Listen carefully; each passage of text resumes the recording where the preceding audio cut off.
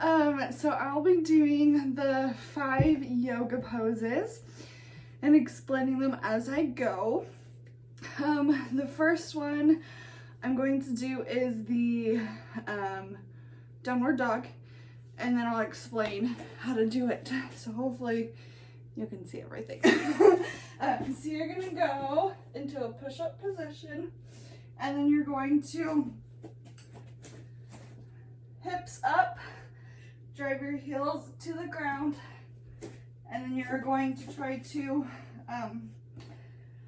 push your heels down, and then you're push back from your hands, pushing your torso in. If you can't do it all the way with your legs down, bend your knees a little bit. This is really good for stretching. This is also really good for overall body strength. This is also really good to help to learn how to get your breath regulated. Usually most yoga practices use it, and from what I'm used to doing, you go into the downward dog, you do 5 deep breaths, and then you get out of it. So it's really good for stretching the backs of your legs, your hamstrings right here, your calf muscles.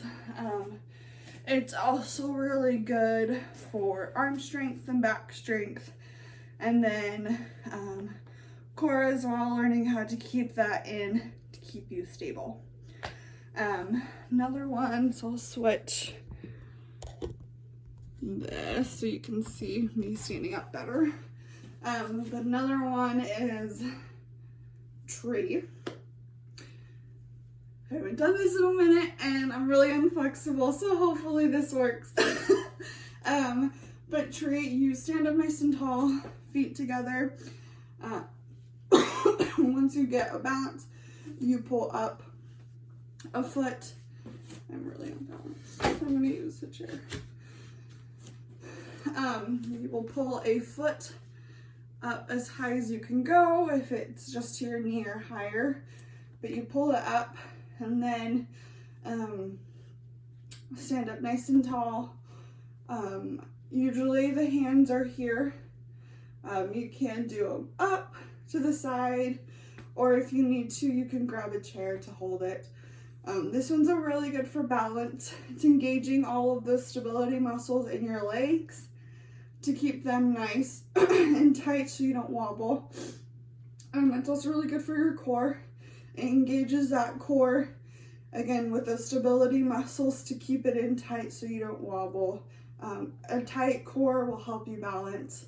So this is really good to gain that balance in your core. Also flexibility, because you will be stretching the leg that's up, and then leg muscles, because those have to be engaged and tight as well. So after doing that for usually about 30 seconds, taking deep breaths as you do it, so then again it works with your breathing, you would switch. This one's worse, so move that chair. So I just place it at my knee because flexibility is low for me right now. So place it at the knee, stand up tall. Now my right leg muscles are engaged, my core is engaged.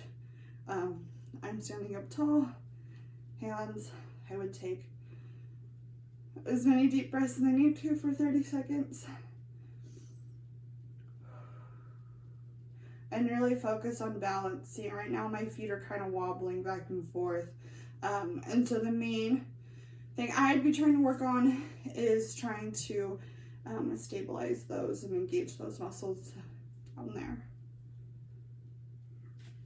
So once you would hold that for 30 seconds for that position. Another really good position and a common position is the warrior. I probably need to